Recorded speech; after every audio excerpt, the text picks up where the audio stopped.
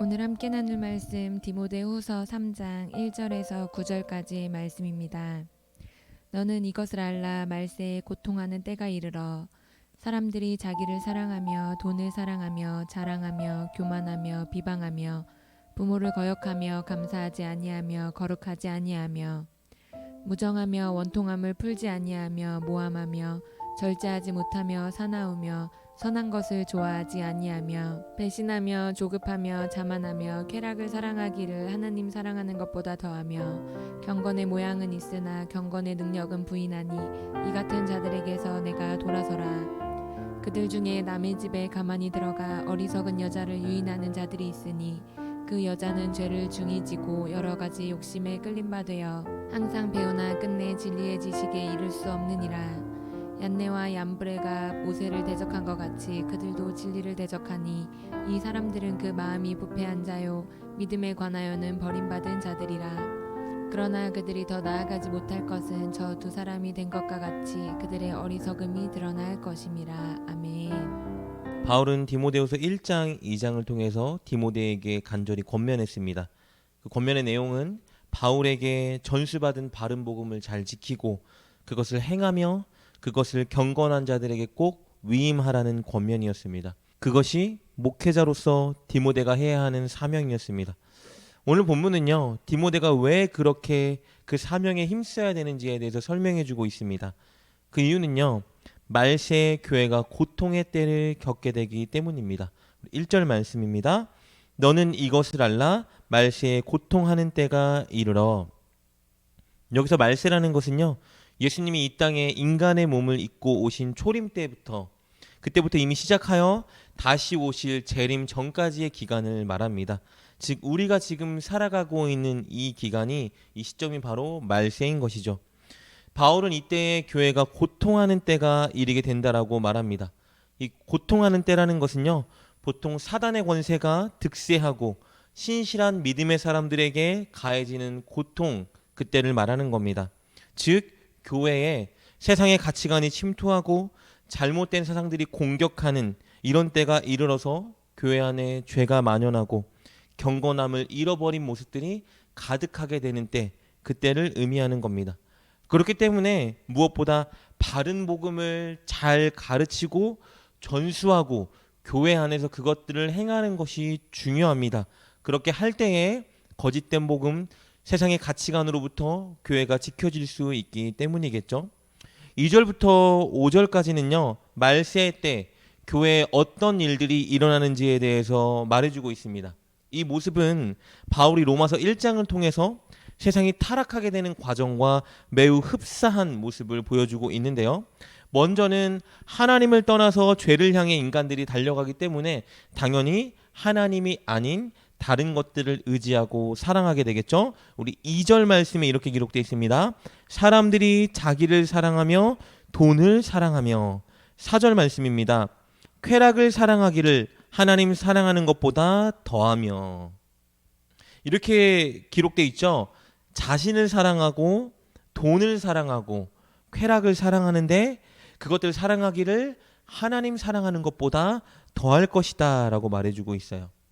이렇게 하나님이 아닌 다른 것들을 사랑하고 의지하는 자들에게 나타나는 대표적인 특징은 무엇이냐면요, 바로 탐욕, 탐심이에요. 왜냐하면 하나님이 없는 그 자리의 불안함을 다른 무언가로 채우려고 하고 싶은 욕망이 일어나기 때문에 많은 것들을 쌓아두려고 하고 싶어집니다.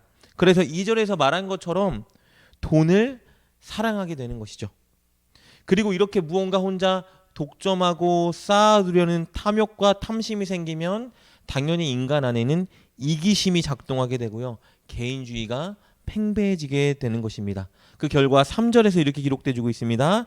무정하며 원통함을 풀지 아니하며 모함하며 절제하지 못하며 사나우며 선한 것을 좋아하지 아니하며.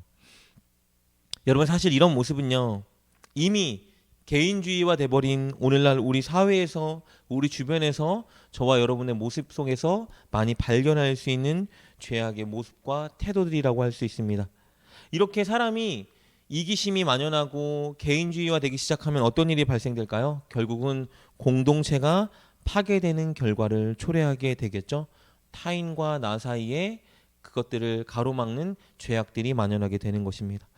여러분, 충격적인 사실은요, 이 2절부터 5절까지 이 죄악의 모습들이 바로 교회 안에서 나타나는 모습들이라는 겁니다.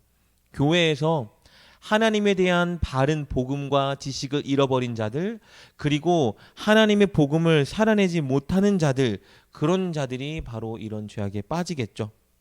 5절은 이렇게 고백하고 있습니다. 5절 읽겠습니다. 경건의 모양은 있으나 경건의 능력은 부인하니 이 같은 자들에게서 내가 돌아서라. 여러분, 경건은 그리스도 예수를 바로 아는 지식과 이 지식이 구체적인 삶의 태도와 행실로 드러나는 것을 말합니다. 즉, 바른 복음을 제대로 알고 지키고 이 복음을 실천하고 행하고 또 이것을 전수하는 것, 이것이 경건이라고 할 수 있겠죠. 그런데 우리 말세 때, 오늘 이 시대의 교회 안에는요, 이런 경건의 모양, 즉 외적으로 그렇게 고백하는 모습들은 있지만 경건의 능력, 진짜 그것을 삶을 통해 살아내는 그런 능력은, 행실은 없어질 것이다 라고 고백하고 예언하고 있는 것입니다. 성도들이 오히려 그런 삶 살기를 거부하는 현상이 나타나게 될 것이다라는 것이죠. 그렇게 되면 어떤 일이 발생될까요? 복음의 위임과 전수, 복음의 전파는 불가능하게 되겠죠. 바울은 이렇게 경건의 삶과 태도가 없는 자들, 즉 경건의 능력이 없는 자들을 어리석은 여자라고 비유합니다. 우리 6절 7절 말씀 보겠습니다. 그들 중에 남의 집에 가만히 들어가 어리석은 여자를 유인하는 자들이 있으니 그 여자는 죄를 중히 지고 여러 가지 욕심에 끌린 바 되어 항상 배우나 끝내 진리의 지식에 이를 수 없느니라. 여러분, 6절을 보면요, 남의 집에 가만히 들어가는 자들이 있대요. 이 사람들은 교회에 침투한 거짓 교사들을 가리킵니다.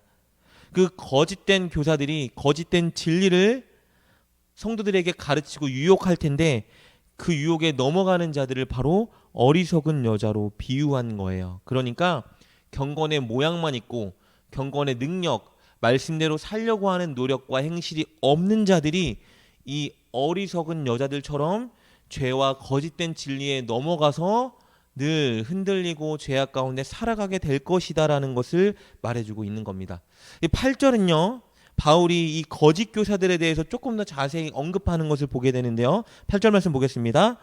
얀네와 얀브레가 모세를 대적한 것 같이 그들도 진리를 대적하니 이 사람들은 그 마음이 부패한 자요 믿음에 관하여는 버림받은 자들이라. 여기서 말하는 얀네와 얀브레는요, 모세가 이스라엘 백성들을 출애굽시키려고 바로에게 하나님의 뜻을 전할 때 그 바로 옆에서 이스라엘 백성들이 출애굽하는 걸 막기 위해서, 모세의 사역을 막기 위해서 요술을 부리던 마술사들의 이름을 가리키는 거예요. 그러니까 8절은요, 얀네와 얀브레가 출애굽 당시 이스라엘이 출애굽하는 것을 막으려고 방해했던 것처럼 이렇게 교회에 침투한 거짓 교사들이 성도들이 바른 복음을 붙들고 말씀대로 살아가며 구원받는 그 자리에 나아가지 못하도록 막고 있는 자들이라는 뜻이겠죠.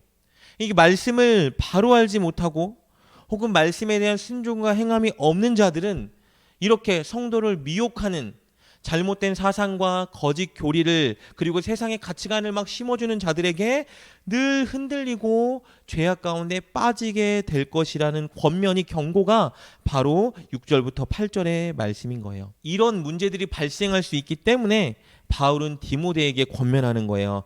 참된 복음을 지키고 행하고 반드시 가르치고 충실된 사람들에게 위임해야 한다. 그 사명을 강조하는 것이겠죠.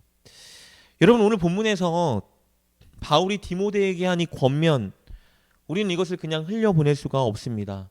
왜냐하면 바울이 말한 교회에서 일어날 수 있는 이 모든 일들, 죄악의 일들은요, 바로 오늘 우리 교회에서, 우리들의 삶에서 발생되고 있는 죄악의 모습들이기 때문입니다.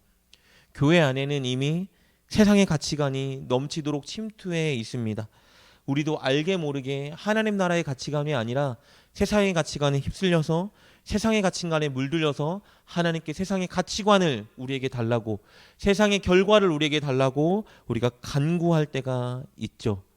또 개인주의적인 신앙이 우리 안에 만연한 것도 사실입니다. 나와 하나님과의 관계만 좋으면 되고, 내가 하나님께 응답받고 내 가족과 내 사업이 잘 되면 만사형통 하나님의 은혜가 나에게 임했다라고 고백하지만, 결국 우리 교회가 부흥되고 우리 교회의 다음 세대들이 세워져야 하고 조국의 교회들이 바른 모습으로 서지 못하는 이 상황을 가슴 아파하고 그것들을 위해 기도하는 모습들, 고민하는 모습이 우리 가운데에 사라져 버렸다는 것이죠. 이것이 저와 여러분의 모습이 아닐까요?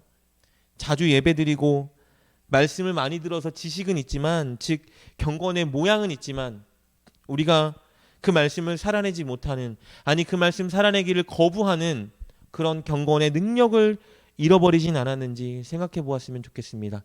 부끄럽지만 제 안에도 그런 모습이 너무 많다라는 것을 인정하지 않을 수가 없습니다. 혹은 우리 교회가 정말 잘 되기 위해서, 우리 교회가 부흥되고 정말 우리 교회 다음 세대들, 복음을 잘 위임받은 자들, 충성된 자들이 세워지는 것을 우리가 정말 간절히 소망하고 그것을 왜 고민하지 못하는 모습들이 우리 안에 있지 않습니까? 여러분, 그렇다면 우리는 경건의 모양은 있지만 경건의 능력을 잃어버린 자들이 된 것입니다. 여러분, 이런 상황 속에서, 이런 시대 속에서 우리가 이 교회를 위해서 할 수 있는 것이 무엇일까요? 그것은 오늘 바울의 겉면처럼 우리가 정말 전해받은 이 성경의 말씀을 바로 알고 또 이것을 실천하기 위해서 하루하루 노력하고 순종하며, 더 나아가서 이것을 정말로 사람들에게 바로 가르치고 위임하기 위해 최선을 다해야 되는 모습입니다. 우리가 그렇게 살아간다라면 우리의 경건의 모습 때문에 우리 교회 안에는 세상의 가치관과 죄악의 요소들이 발디듬할 틈이 없을 것입니다. 그래서 우리는 정말 이 말씀을 붙들고 말씀을 살아내기 위해, 말씀을 전수하기 위해 애써야 하는 것이죠. 이렇게 교회 안에서 바른 복음을 가르치고 바른 복음을 삶으로 보여주고 바른 복음을 우리 다음 세대 아이들에게 잘 위임하는 일이 교회 구성원인 저와 여러분에게 맡겨진 사명인 것입니다. 여러분, 이 사명을 위해 오늘도 고민하고 기도하고 헌신하고 순종함으로 교회를 든든히 세워가는 저와 여러분 될 수 있었으면 좋겠습니다. 복음의 모양뿐만 아니라 복음의 능력을 갖추어 교회에 늘 진리가 가득 만연할 수 있도록 우리 교회를 지키는 그 자리에서는 저와 여러분 될 수 있기를 주님의 이름으로 축복합니다. 기도하겠습니다. 하나님, 우리에게 교회를 든든히 세워가라는 소명을 주셨습니다. 그리고 마땅히 그 소명을 이룰 수 있는 비결과 능력도 주셨습니다. 하나님, 경건의 모양은 있되 경건의 능력을 잃어버린 자가 되지 않을 수 있도록 늘 바른 복음을 알기 위해 힘쓰고 들은 대로 지키기 위해 애쓰며 이것을 잘 가르치고 위임하는 우리가 되게 하여 주시옵소서. 특별히 우리 교회 안에 정말 경건의 능력이 늘 차고 넘치게 도와주시어 세상의 가치관과 제약의 모습들은 사라지고 온전히 하나님께 영광 올려드리는 아름다운 교회가 될 수 있도록 축복하여 주시옵소서. 예수님의 이름으로 감사하며 기도드립니다. 아멘. 교회의 구성원인 우리들에게 맡겨진 사명은 세상의 가치관과 제약들로부터 교회를 지키고 복음 위에 든든히 세워가는 것입니다. 이것은 우리가 말씀을 바로 살아내며 그것을 잘 가르치고 위임할 때 이루어집니다. 늘 교회를 사랑하는 마음으로 교회를 지키고 세워가는 경건의 능력을 가진 우리가 됩시다.